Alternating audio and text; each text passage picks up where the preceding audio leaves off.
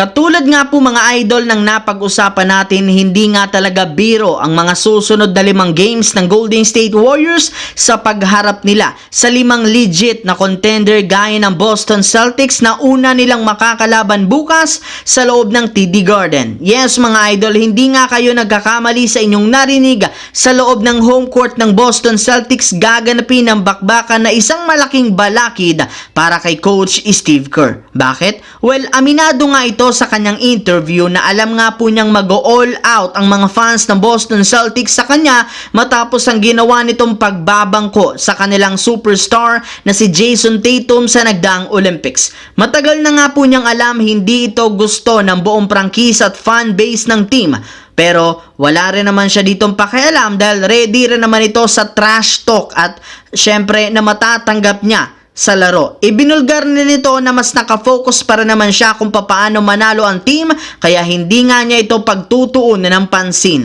Samantala, ayon nga po sa inilabas na balita ng isang analyst, ang Los Angeles Lakers nga po ang mayroong worst bench sa pag-average lamang nila dito ng 18 points per game. Bagsak rin naman sa 10 points sa kanilang last game sa Detroit Pistons. Dahil dito, suggest ng mga analyst, kailangan nga po nilang magbago ng bench. Halos wala rin naman nga itong naiaambag lalo sa opensa. Ibig sabihin, dapat na nga pong tanggalin at gamitin nila ang mga ito sa gagawing trade katulad ng pagkuha sa isa sa kanilang matagal ng target na si Bogdan Bogdanovic ng Atlanta Hawks. Ayon nga po sa isang proposal na lumabas, pwede nga nila itong makuha gamit ang kanilang mga players na sina Jared Vanderbilt na matagal na nga pong hindi naglalaro dahil sa injury, Gabe Vincent na walang masyadong naiaambag, Jalen Hood-Schifino na hindi nag-i-improve at isa nilang future first round pick. Kinumpirma na rin naman ng Hawks na interesado nga sila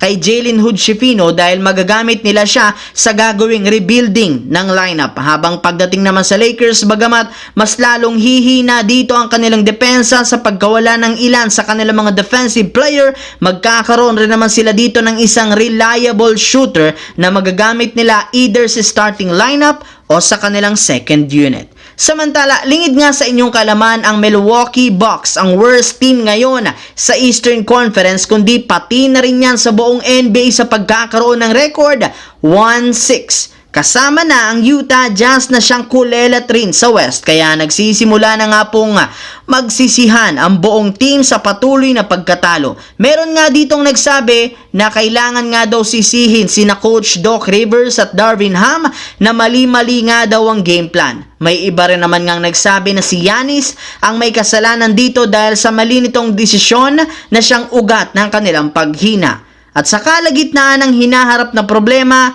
nadagdagan pa nga ito ng isa pa matapos maibalita na meron nga pong injury si Giannis sa kanyang balakang na siyang dahilan ng hindi niya paglalaro last game. Pero kung meron ngang bad news, meron na naman ngang good news matapos nilang ibulgar na maayos na rin naman ang kalagayan ngayon ni Chris Middleton. Tuluyan na rin naman nga daw ito naka-recover sa injury since panayagan na nga po siyang makapaglaro sa 5v5 practice kaya kahit anumang oras maaari nga po siyang paglaruin ni Coach Doc Rivers.